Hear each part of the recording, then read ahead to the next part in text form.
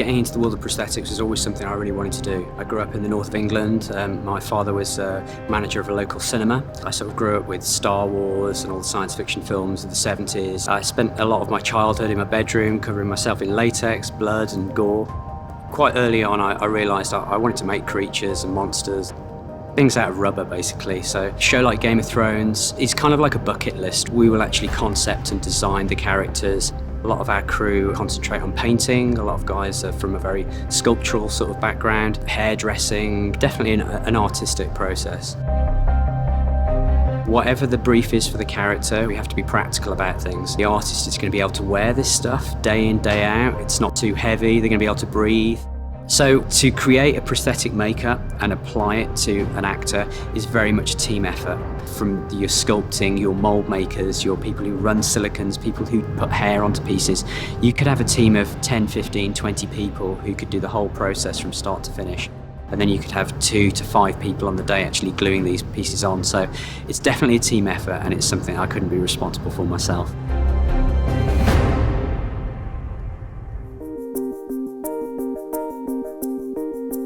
The build of a character would usually start with a life cast, basically making a mould of the actor's head, which we can then make duplicate heads out of. We would then sculpt the makeups and all the forms in a modelling clay all over the head, and then we would make moulds of the modelling clay basically on the formers of their face. Once we have our moulds, the majority of our appliances are made out of silicone rubber, which can be glued to the face, and then the edges can be blended away.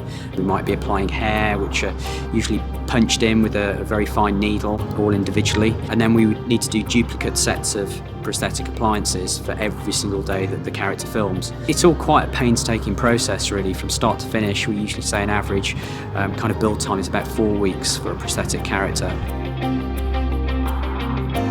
Our daily process in the prosthetics department, we'd usually have like 2-3 a.m. calls, get our artists in the chair.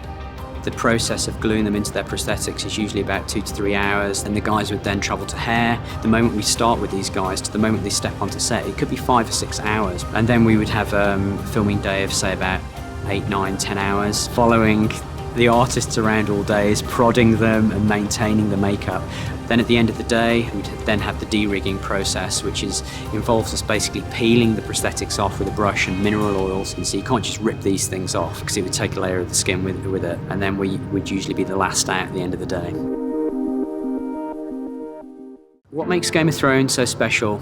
I don't think I've ever worked on a project that's got such a varied amount of prosthetics and have such a variety of things to make that it's very rare you'll be on a project and you'll be decapitating somebody the one week and then you'll be doing a full body prosthetic the next week. But the most enjoyable memories was probably the end of Hard Home last year. It was very cold, wet, muddy, smoke, snow. We had it all going on. We were covering them in loads of rubber each day. At times it felt like pandemonium, and then you just look across and have a look at the monitor, and it was so cleverly choreographed and orchestrated. You couldn't believe what you were seeing on film was what was right next to you.